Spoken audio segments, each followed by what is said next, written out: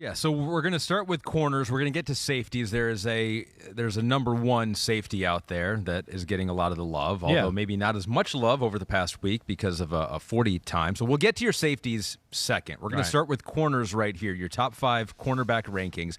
But let's start with, what do you look for in a corner, and has that changed over the last, 5 years? I don't know if it's changed a whole lot for me. I mean, first off, a corner, I think speaking to the point we just talked about with offenses, receivers, there's the offenses, the way they move the guys, the rules, the receivers themselves as good as ever before, freaky, all shapes and sizes, right? It's, we're playing Mike Evans one week, the next week it's Jamar Chase, who's 5'11", and now it's Tyreek Hill, and then it's, A.J. Green, and it's DK Metcalf, so it can be anything there. So I think the first thing is, teams in the NFL, the offenses are trying to have a little of everything at receiver. Wait, this guy's our route runner, this guy's our big guy, this guy's our speed guy. So defenses are now going, wait, so we're going to match up that way a little bit too. New England, to me, is the team that started that conversation. But DB, for the first thing I'm always going to look for, just right off the bat, I mean, you got to have pure great speed, period. I mean, again, how can you cover Odell Beckham Jr. and the great receivers of the world who run 4.3 and think some guy running 4.5 is going to be able to run with them? Mm-hmm. That's an issue. That doesn't make sense. So, pure speed's always a thing I look at. Of course, the hips, the ability to change direction, stick your foot in the ground, play the ball. I don't think that's a position, because I think your question was like, has this one changed a lot in the NFL? Safety, we'll get to here a little later in the podcast, where I'd go, that is a different expectation than maybe when we were growing up. Okay. It's a different position. Corner, I think the only thing that I would say is different is a little more specialized, a little bit more matchup oriented. All right, we got a big corner, he'll play the big receiver. We got small nickel guy, he'll play the slot receiver guy in there, and we'll try to do that the best we can. You're not going to be able to do that every play all the time, but I think there is more of that thought than there was in years past. What I'm looking forward to in your evaluation is talking about the big guys, because the big guys, you got the strength, you can match up with other guys, but you might not have the speed. Exactly. The small guys, you have the speed, right? But maybe you don't have the physical play that's going to play in the NFL. So that's where it's hard to rank them. Yes. Again, I tried to do my best to encompass all those things you're saying, but there's going to be one or two in here where I'm going to go, well, yeah, there's a size question, but everything else is so freaking good I can't deny it, or and we'll go through it. But yes, I tried to do my best to pick guys that were foolproof. They're going to work in any defensive system. It's not so much about the matchup, or like we talked about, this guy can only go with big guys. I'll give my 2 cents on who they think they should cover or what they match up well with, but I tried to pick all around the best corners, of the draft. I didn't just go, this guy's so good at zone, I'm going to take him. I tried to encompass all of it here. Real quick, overall, top heavy, deep. How is this cornerback? The cornerback class, first off, I thought is good. I thought it was overrated, or at least not as good as I expected going into it. First off, I thought there was some, a lot of fast times. We know.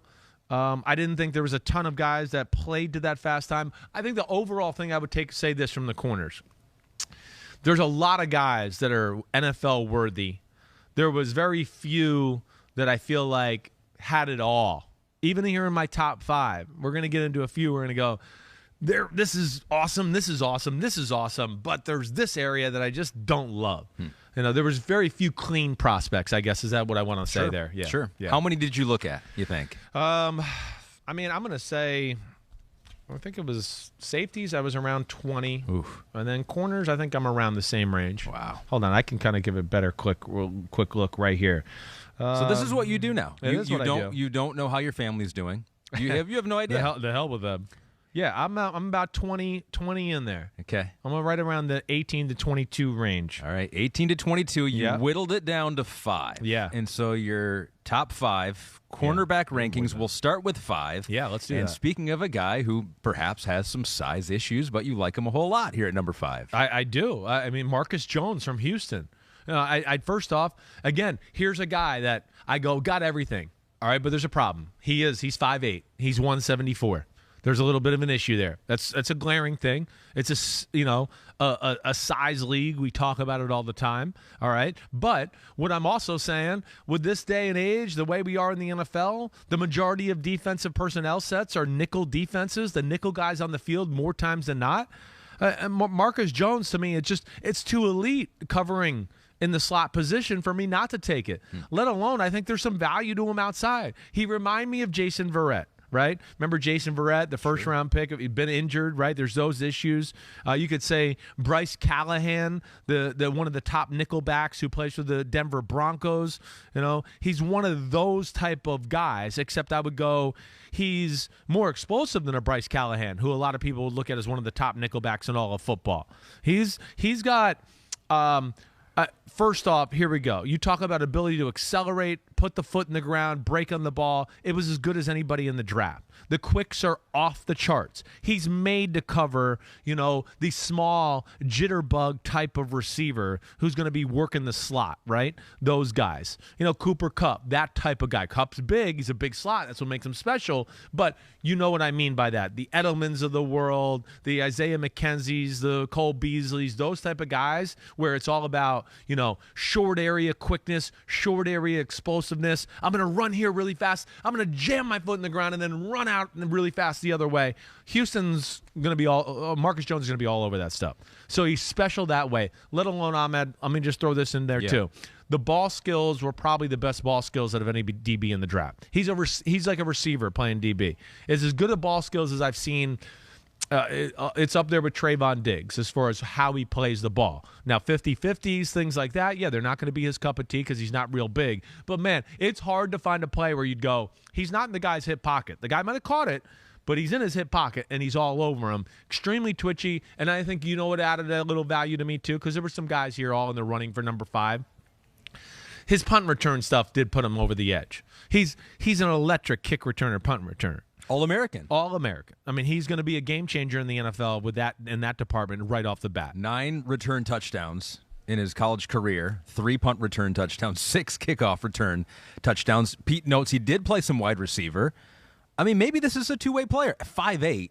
I mean, how much can you really, will he hold up playing even one way? Well, that'd be the question. You're right. Can he be one of those guys? Yeah, you throw him in there, give him a reverse every now and then on the offensive side of the ball. Yeah, he probably has the ability to do that. He does. He's tough as hell.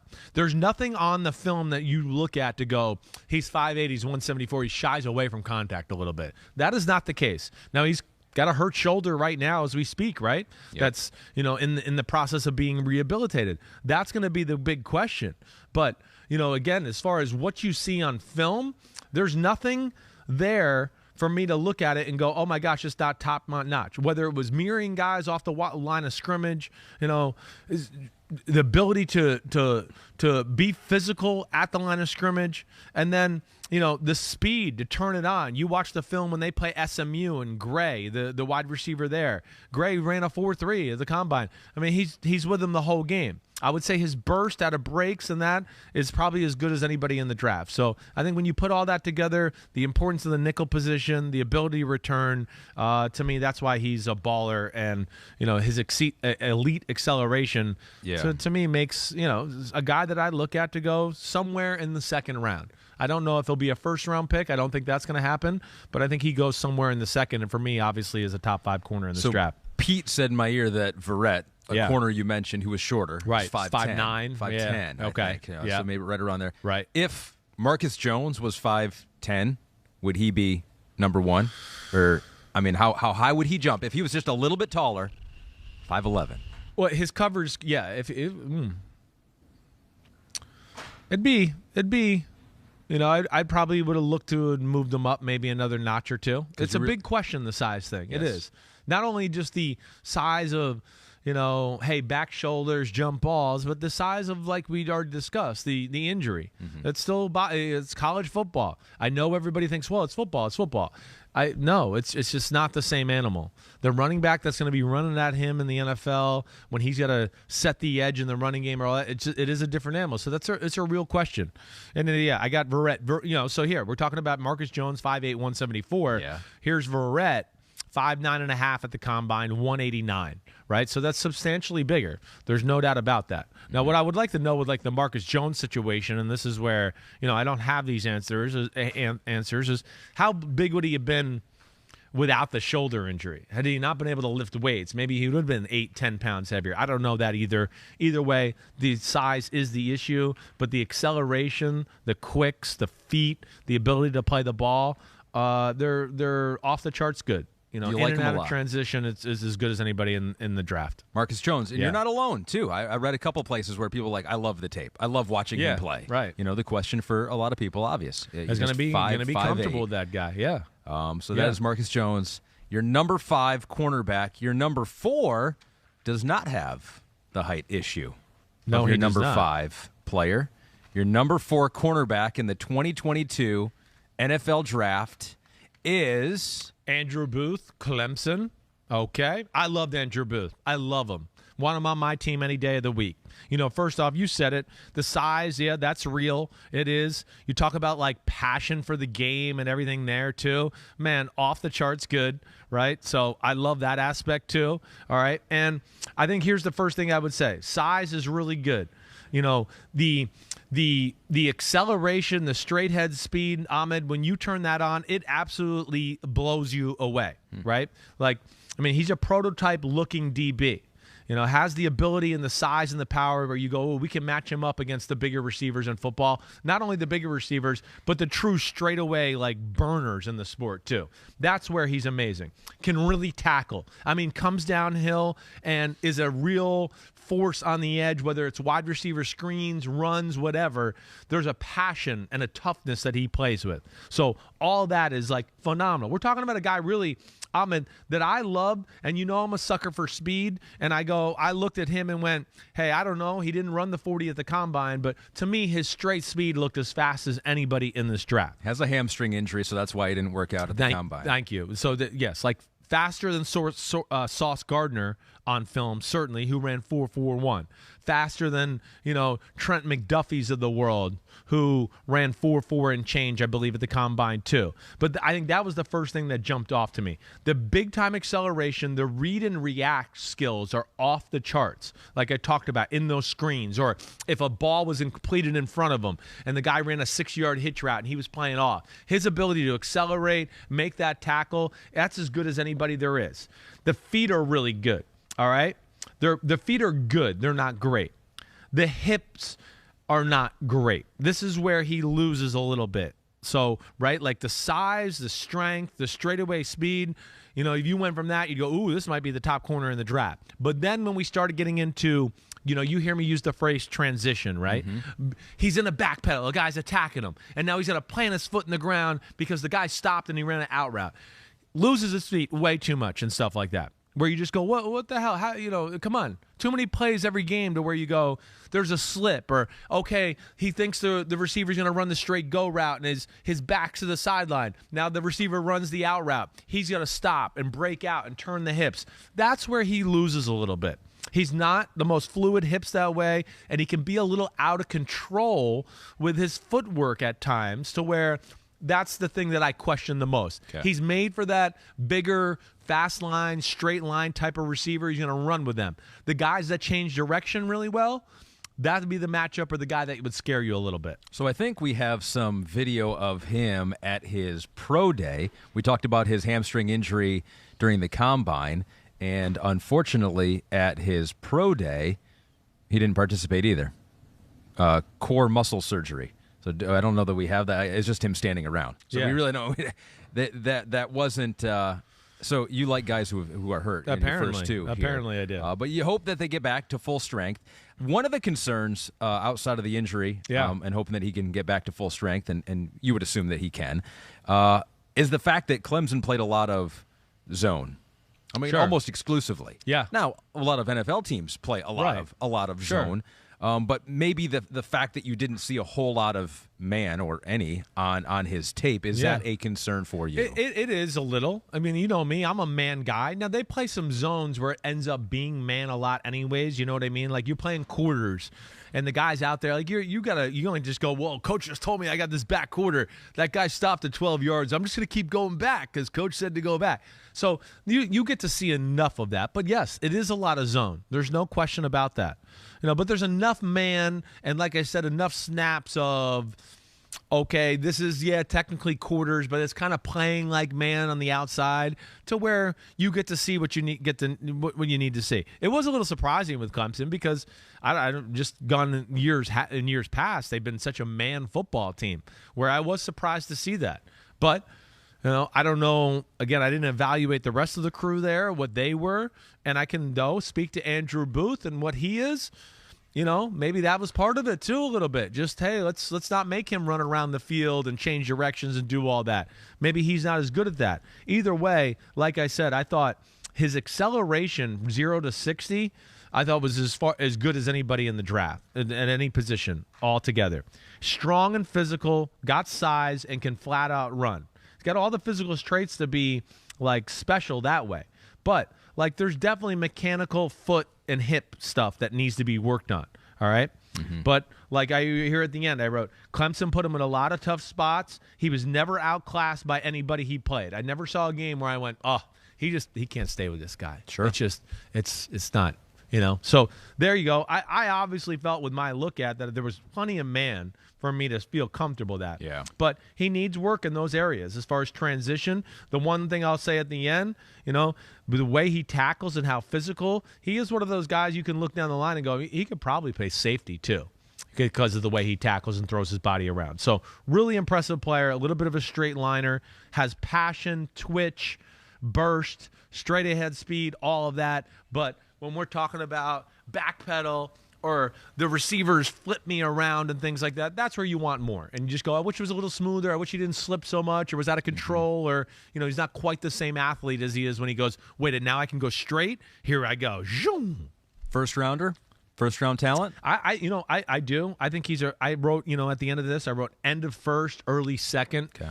I think he'd be a guy that I'd look at 25 to 45, somewhere in there, Again, that size and that acceleration, and then I think you add the physicality to it.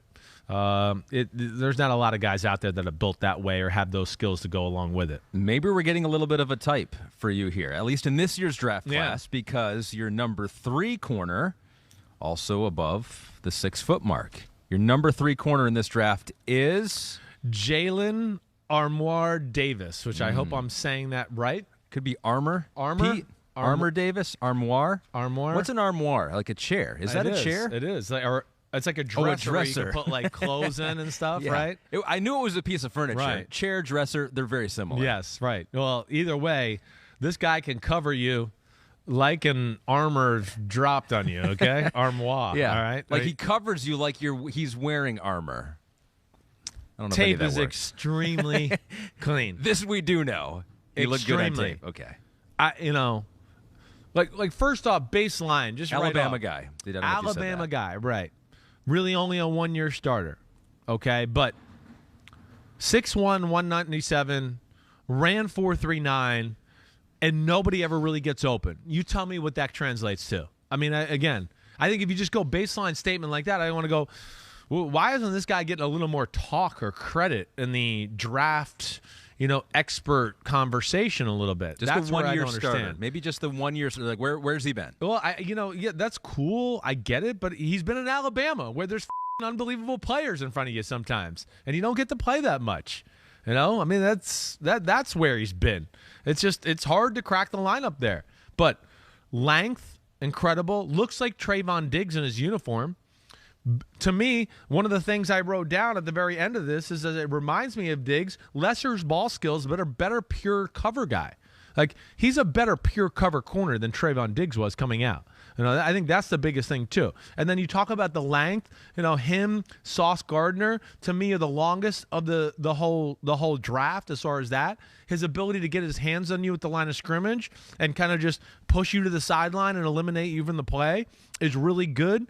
If you're one of those guys that's, he's quick at the line of scrimmage, he's giving me 75 different moves. He's got incredible feet and patience and doesn't lose his technique and panic or bite on things that way.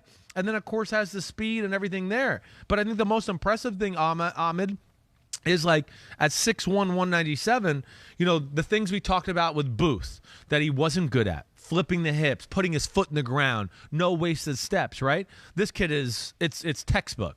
You would go put it on a reel. Here's a guy coming out of his back pedal, foot in the ground, breaking the ball, put it on a reel. Guy, he gets flipped a little to his left, and then the guy breaks to his right. Put it, boom, pitter patters out of it, puts his foot in the ground, explodes to the ball.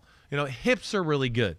So this is one where I turned on the film and I just went, I don't really understand this. Like, I know this guy, like I see him on the radar screen for everybody, but he's not being, to me, valued at a high enough level. When you talk about the physical ability, the place where he's come from, the technique, he was coached really well. And then when you put it all together and go, wait, nobody really gets open against him the whole freaking year in any game, I don't know. To me, it's kind of a slam dunk, easy one here. The coached really well thing is interesting. It can be scary. I know. Nick Saban is a wizard, right? I mean, that's his position. He coaches the corners there. And so maybe that's the concern, right? If there's anything that you see, there's like, he needs this, or you assume that he's gotten that coaching already. I know, right? Is that part of the concern with a Nick Saban? If there's anything you see, I think you're so. like, he probably tried to address that, and maybe he's not capable of it. Well, I mean, yeah, you're getting Alabama players, and you're more times thinking they're well schooled. We don't know how much more room they should be able to grow with technique and stuff like that. Because a couple places I saw noted. And I don't know if you agree with this. Yeah. They said noticeable hitch when opening to sprint.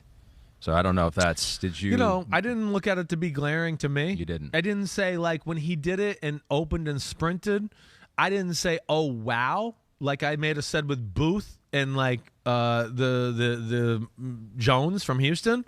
Like, yeah, when they turn and go, it was like, oh, whoa, that was 0 to 60 in 3 steps. No, this kid is not quite like that.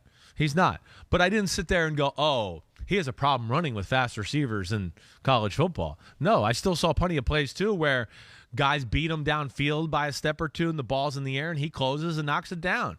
So, again, these longer guys, too, it's rare sometimes that they have that incredible elite acceleration, right? And, we'll get into that here in a little bit. But to me, I thought this guy was a phenomenal football player. And, yes, one thing I wrote about him, there's not a lot that I just said, wow, oh, my gosh. But there also was nothing that I said I questioned. There was not one question mark. Never. And even though I might have not said wow in every area, I went, oh, man, look at him sticking his foot in the ground. That's really freaking good. Mm-hmm. Oh, man, look at him burst on that ball. That was pretty damn good. Oh, look at him play the ball in the air and knock it down. It's pretty damn good, right? So I wasn't saying, wow, best of this, best in this, but I kept going, second in this, third in this, second in this, third in this. Like, that's how I looked at it, and that's how I look at him. And I think when you couple that together with the size, to me, I look at him as a total first-round corner for sure. Kind of sounds like a low floor guy or a high floor guy. High floor guy. High floor. Exactly right. To me, it's one of the safest bets out of all the corners I watched. Again, I don't know. Maybe he doesn't become the superstar because there's not the wow things like we talked about. But I don't think no one's going to bust with this pick. Not from anything I see there. And, too, he tackles. He's an all-around football player. And I know people say that with Bama too, right? I think people still a little stuck on, like, the D. Milner thing in Alabama, where it's like, yeah, I know. There was a top 10 pick that didn't work at corner once from Alabama. There's been plenty that have worked. I mean, Drake Kirkpatrick worked, right? Marlon Humphrey's working. Trayvon Diggs is working, Jonathan, oh, no, he's Auburn. I'm missing a few guys. I mean, but close enough. Minkah Fitzpatrick in the secondary's working, right? I mean, they're talking about, like, guys that were going, are they the best in the sport at their position? Like, so it's working. So, again, there's real ability there. And, yes, they're coached to your point, but this kid's ready for prime time. All right, so he's number 3. Yeah. Armoire Davis out of Alabama. Is it Armoire Davis? No, we don't. No, okay. Armoire It's Armour Davis. Armour Davis. Armour Davis. Yeah, Armour Davis. Okay, I kind of like it. Armoire. That's our nickname. He hits you like a piece of furniture, like a dresser, right? It could work. So we got 2 left. We got 2 and left. I think a lot of people out there are thinking that there's a top 3, right? You want to address this now? Or do you want to wait till after? No. Let's wait. Okay. Let's wait. because there's going to be someone you've excluded that I think a lot of people think is a top 3, and some people might have this person as number 1. We'll see. Your number 2 corner right now is Trent McDuffie from Washington. Man, I love Trent McDuffie. I don't know what's there not to like about Trent McDuffie. Again, another guy that I think you can legitimately, not want to say another guy, like we've talked about these a ton, where he's different from Marcus Jones is this guy can truly do both, right? I have no questions that this guy can play outside corner too. Really, probably the best, all-around mover in the draft, let alone had the acceleration like Booth, right? To where, and like Marcus Jones out of Houston, to where I went, whoa. Like his ability to break on the ball, close on the ball, receivers running a shallow cross or a crossing route, and his ability to accelerate and get right back in them in an even manner to where now he can make the play. That's life in the NFL. So he's got so much versatility as far as whether you want to work him inside or outside. He's got plenty of strength to play outside. He's a missile, all right? He's a missile. He's a missile as far as tackling. All right, so for that department, like you don't have any concerns whether you got him a nickel, team runs a toss sweep. Don't worry, Trent McDuffie's going to go in there and throw his body around. The acceleration, like I said, it pops out of breaks, out of transition, whatever. So that's amazing. Can play off or jam. He was really impressive off because of the acceleration to where he's got great instincts. He could kind of look at the quarterback and feel the receiver. Oh, wait, here's a slant. Let me go and try to meet the ball at the receiver at the same time. And he can do that as good as anybody in the draft as far as that's concerned too. So that's where, he is special. Top end speed is very good. Do I wish it was a hair faster? Okay, right? But I think after that, I just look at him, and here's another guy where, and I feel the same way about the next guy. There's just the floor is very high. It really is. Ceiling's high too, but I don't see any busts, potential here.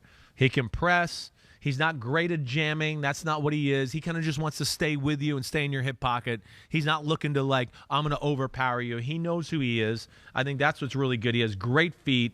He trusts his speed. Doesn't hold a lot. So all of that, I love that. And takes great angles in pursuit or in coverage. He's he's always in the wide receiver's hip pocket.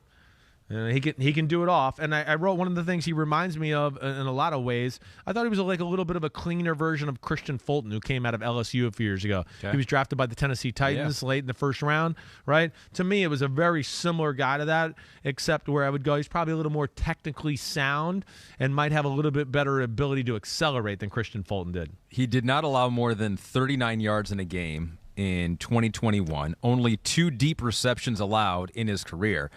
One of the knocks on him is that he didn't have a ton of pass breakups, but they also didn't go his way that often. I know. Teams knew, although I think they had a pretty good secondary all around. They did, without a doubt. Well, across the board is a good secondary. But if you're going to choose and look at that group there and go, wait, okay, I got an equal route on one side and an equal route on the other side.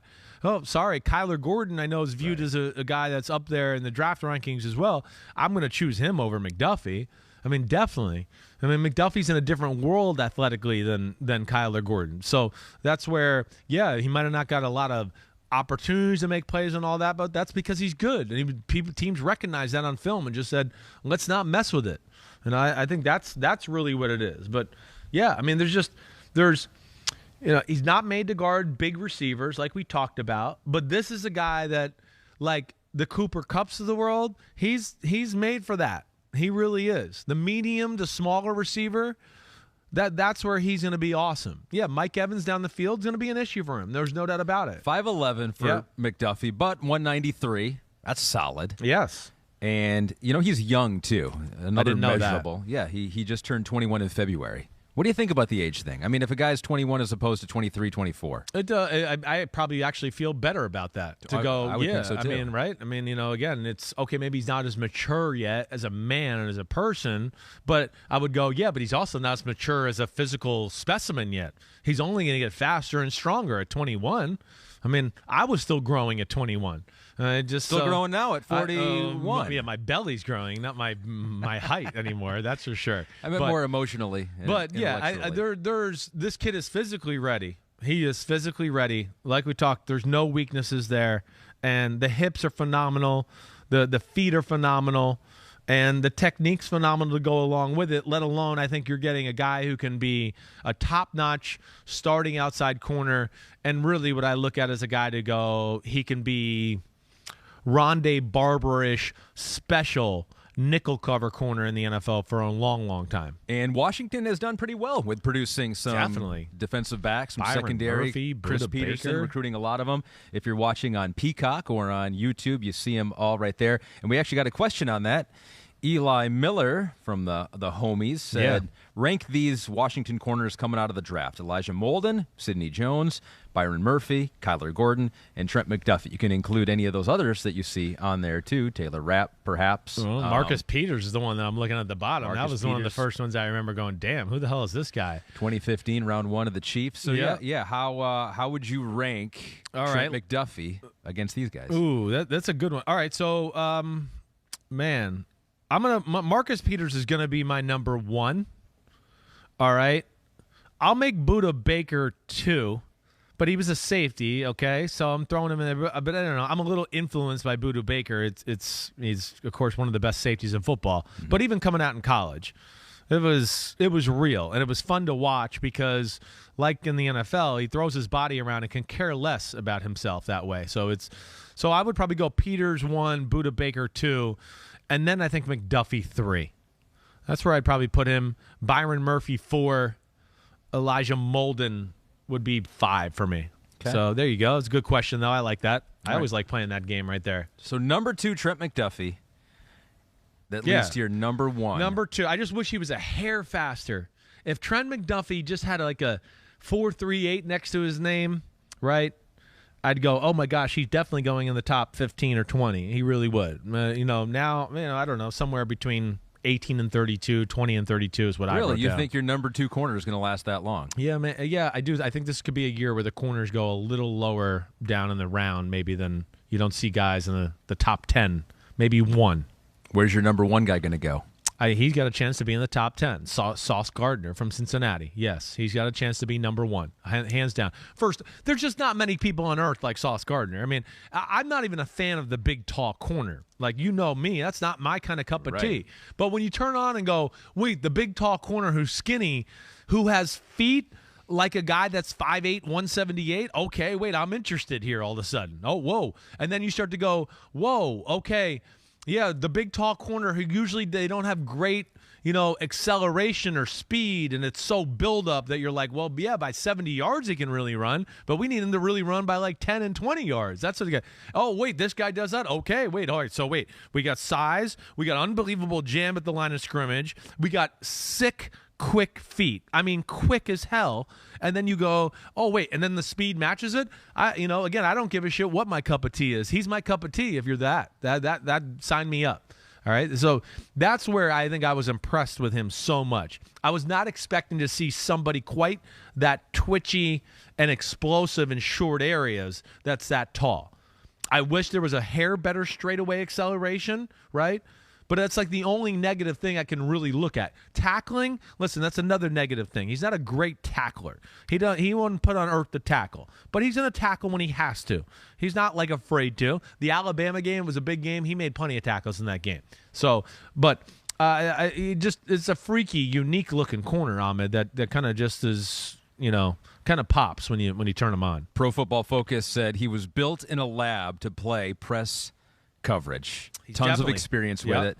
I guess over 850 press coverage snaps in his career. Yeah, against Alabama, he was awesome. Just gave up 14 yards. They only targeted him 4 times in that game, and so they knew. They say he's highly competitive, bordering on cocky. I mean, that's what you want in a corner. No question. No question, And, hey, they were a team, plays it all, too. Plays a good amount of zone to where you get to see that as well. But, yeah, I mean, I don't want my corners any other way than cocky, like borderline on delusional cockiness. That's what a corner's supposed to be. Do we have his tweet about talking about how good he thinks he is? Oh, So if you're watching, he tweeted, I'm the best player in the draft. So that's cocky. That's confident. That's cocky. That's confident. His nickname, no doubt. His nickname Sauce, which is his alternate name, is a really good name, Ahmad. It's almost perfect. It's almost perfect. Yeah. But he goes by Sauce because he got that nickname when he was 6 years old. 6 years old, from his Little League coach, who liked his swagger. He goes, my personal meaning is a level of confidence when I'm on and off the field. I make sure I've got the sauce. That keeps me going. So I love that, right? And if you can be a good team player at the same time having ultra high confidence, I mean, that sounds like a number one personality to me. Yeah, well, definitely. He has that kind of thing. You see his passion on the field, too. That was the one thing I really liked about him and Booth, especially. It's not all and talk. Even Armour, it's you could tell it meant something. And even Armour Davis, it meant something to them. There was real excitement. There was real, get up, or you didn't get this off of me. Eat that. I shut you down.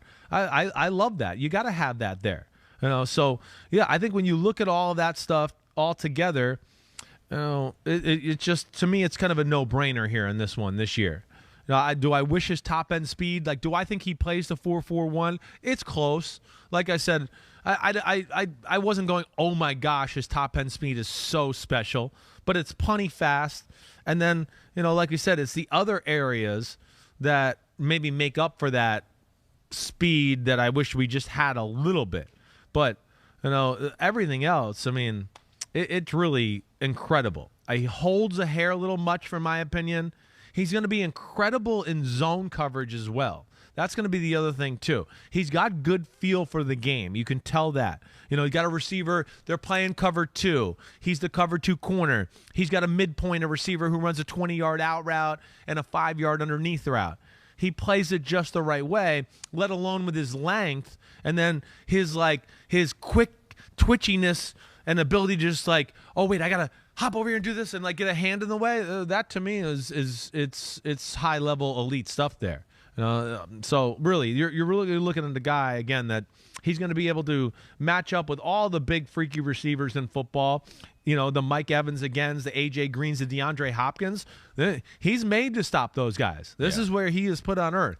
Now, the Cooper Kupps, the OBJs, that's the one I'd worry about him a little bit. Again, a little. The change of direction. Wait, you had to run really fast this way. Now stop, and they'll run really fast the other way. That's what I was talking about. The acceleration, I think, was the only thing I looked at to go, okay, that's not perfect. Other than that, everything else was pretty perfect for the guy at that length. I mean, freaky, really. And you don't have a lot of guys that come along like this very often. Your number one corner, Harry Gascoigne, wrote in, can you see, with a Wink Martindale scheme that loves aggressive corners, Sauce Gardner being that pick at number 7 for the Giants? Yeah, I could. I definitely could see that being it. I got to evaluate draft needs and team and things like that a little bit here as we go. I think of the Giants. I know Bradbury. He's still there, right there. Pete, am I wrong? They were they trying to restructure, or they're trying to restructure Adoree Jackson's contract a little bit, right? So I could see them in the market here, and then dependent on Bradbury, and if they trade him or something like that, then maybe that's where Sauce Gardner, jumps in the conversation for Wink Martindale and the Giants. What'd you see from his teammate? Because 11 Jordan Cole wrote in and talking about Kobe Bryant, also in Cincinnati. Yeah. Says, why is Kobe Bryant slept on? Teams avoided Sauce, and Kobe still got the job done. Seems like a guy that will be a steal for someone. Yeah, it's just he's a good player. He is very smooth. To me, it's just the pure physical ability, the raw physical ability. I wrote some of the change of direction movement is less than. Some of the side-to-side movements was less than. He was a horrible tackler one-on-one. The change of direction stuff was not good enough. And then the straight line speed, was just good, not great. That was the big thing. And again, Kobe Bryant's a good player. To me, I wrote down 3rd-round corner. But those were just some of the reasons to me why he's not in the mix with some of those guys that are, towards the top of the list. Speaking of not in the mix. Yeah. All right, let's get to it. Maybe this is some people's number one. In fact, when I was reading, NFL.com has some scouts, some anonymous scouts that give some scouting reports. He said about Sauce Gardner, he goes, I see LSU cornerback Derek Stingley going before him in the draft, but he liked Sauce Gardner. Yeah. You can't clearly listen to scouts. They don't really know that stuff all the time, anyways. Especially anonymous ones. Put your name to it. Well, yeah. It's so if he's a scout's love. He's a scout's dream. Who? Stingley to a degree. Okay, so not your dream. He's not even in your top 5. Some people have him at number 1. What's the deal? Well, like, listen. There's a chance for great potential here. But like, if you're putting him on number 1, it's just completely projection. I mean, complete projection. I don't know how anything on film over the last 2 seasons could tell you that is the number 1 corner in the draft. They're going 3 years back. Which is stupid. So you're going to go 3 years back and make a guy number 1 who's gotten, I would say, worse since that point, and now has injury history. And when I turn on film, I see a lot of stuff where I go, yeah, those are the smoothest hips I've ever seen and maybe ever. But there's also so many plays where you go back to last year or this year where you just go, really? He's just going to get toasted like that? He's just going to let that guy do that to him? He's just not going to really care and make that tackle and let the guy run down the sidelines for a touchdown? There's so many it's so many plays of just underwhelming, like, I'm not even sure if he cares about the game type of stuff. That, to me, is where I got to know. And that, to me, I couldn't put him there. The film did not justify top 5 pick or top 5 in my rankings. Definitely not. Okay, the film 3 years ago did. Great. Things have changed. I don't know. But I think between some of the games you watch from 2 years ago, and then, of course, he got hurt, and then, of course, this year it was, 3-4 games, and then got hurt again, and it wasn't like, oh, wow, this is unbelievable, stellar play here. That, to me, is where I couldn't put my name to it. And I fully recognize that we could be talking about a guy 3 years ago now and go, man, yeah, I mean, I know the potential was real, but, I don't know. There was a lot of things not to like, too. So that's where I don't know where to fall with Derek Stingley, and I have great respect for him, his family. I know his dad played, NFL football or at least football. His grandfather, of course, is the great receiver from the Patriots who got paralyzed. I have a lot of respect here, but I don't know really what to expect from the kid, and I feel like a lot of the rankings are totally predicated on what they saw 3 years ago on film or where he was ranked coming out of high school. And that's all cool. But the last time I heard this type of story, the story it was his name's Robert Kimdichi, right? Even though the tape was horrible and I saw people double teaming him down the field and he was 24 yards down the field being blocked, everyone's like, did you see his body? Did you see that one play he made 7 weeks ago? Did you see it? That with the body, he's a good player. But why? I have 74 plays in a row here where he did nothing, and he gives up, and he gets pancaked, and all that. And that's not to say it's to that extent, but that's kind of how I feel with Stingley a little bit, where I want to go, no, we're all just we're hoping for something here. But can you realistically say he's the number 1 corner? That to me, I couldn't do that. 2019 was a long time ago, and he was. I think he was named the best freshman in college football. He was awesome on the national championship team when it was all rolling. I think if you want to, you can explain away 2020 as the pandemic year. Things were weird, no fans. Sure. It's hard to get motivated. Sure. 2021, he gets hurt early on. Liz Frank. It doesn't look motivated in either year either. That's what bothers me too. That's in the either concern. year, let alone letting people who are not as talented beat him on certain routes. And Bryant partial, though. Yeah. You're a believer in pure raw ability I at am. the cornerback position. Yeah. Would you say that Derek Stingley has the best pure ability in the class? Maybe he doesn't have the motor anymore. He has the greatest potential here. He has the greatest potential, but it's just too few and far between. You're not banking on it coming back. I can't go on total potential if I don't have some stuff to consistently back it up, right? I can't. I understand what people saw with Robert Kimdichi. I get it. I saw some of it. But I went, okay, there's one, and now I have 74 other plays to go. That's not good. I don't know why I've come up with the number 74 to say that. But that, to me, is, again, you want me to read you some of the stuff? I mean, you're liking the number 74 better than Derek Stingley. Yeah. I mean, he looks like a superstar. he looks like one of the top cornerbacks of all time. That's how I started off my evaluation. Great pair of legs, silky smooth athlete, incredible body control, and has strength. Has as good a hips as you're going to find. I mean, flipping hips, turning and running, all of that. Then I wrote, sorry, go ahead. What do you want to say for that? I was just, like, it all makes sense. It's like you're just not banking that potential will be reached. Exactly. And then I write, like, you never see him get to really turn it on. He never really runs down players. You never see him, like, somebody catch a ball and he gets pissed off and goes, I'm going to go get him. You never see him, like, putting his foot in the ground and give 100% effort. I'm going to accelerate and break the ball up or make the tackle. It's never. It's always like, I could have done it better, but I still did it and look cool doing it. Like, and again, I don't mind. I'm not trying to attack the kid personally. I'm just telling you what it comes off what you saw on film. Yeah. And yeah, I do. I question how straight ahead fast he is, right? And I know he knows how to play a little bit. His technique is pretty good. But I wrote, it's just like he's bored sometimes. There's no suddenness, no urgency in the game at all, no twitch. Never really plants his foot in the ground and takes off or drives in a ball or hawks someone, those are the things that bother me. Right. I can't take this kid in the first round just because of some of the stuff I'm seeing there. I'm not going to take a kid in the freshman from what I saw 3 years ago as a freshman. So, messes up some coverages at times. There's definitely plays on tape where you can go, yeah, there's a mix-up. He didn't know if he was supposed to get this guy, that guy, what his rule was. So, and then I already am questioning, wait, how locked in is he? How important is it? And then you see those things, you go, well, shit, right. I don't know.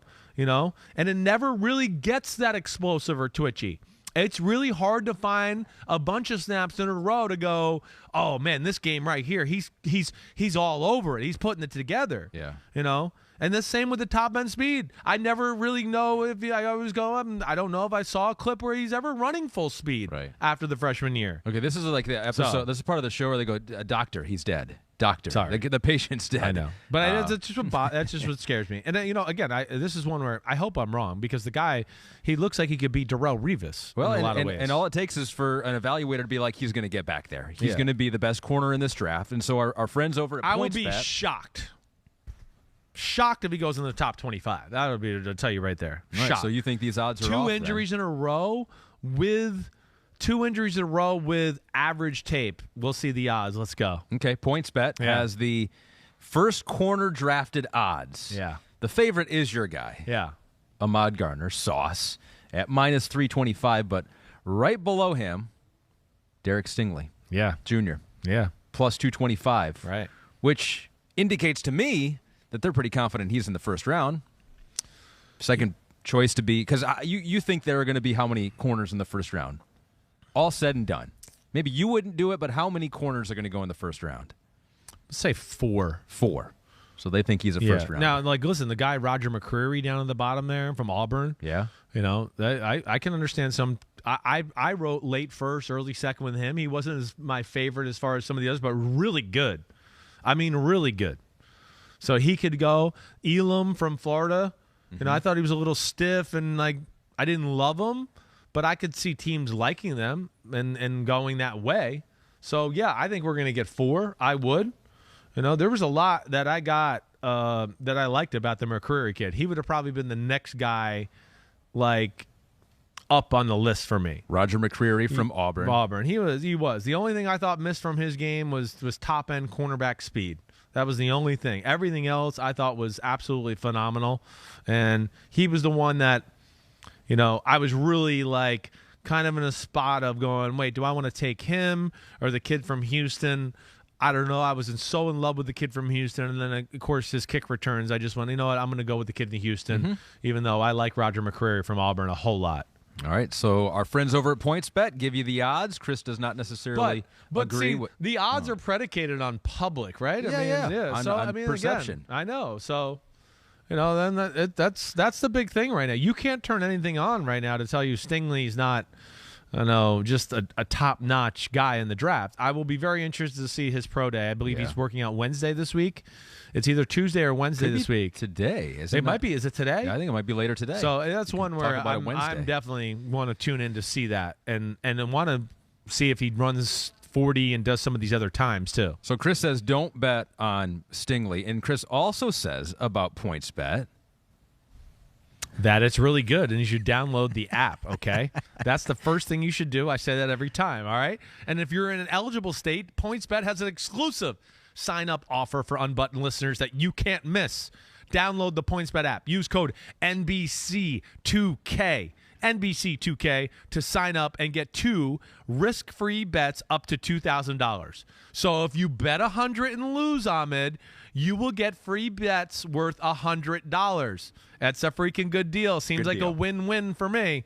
Once the game starts, don't just bet. Live your bet life with PointsBet. Man, I killed it today. Clap it up. Woo, it only not took even to the Reed end yet. 75. That was well done. Hi, I'm Mike Tirico, and thanks for watching. Make sure to hit subscribe for the latest news and highlights from NBC Sports.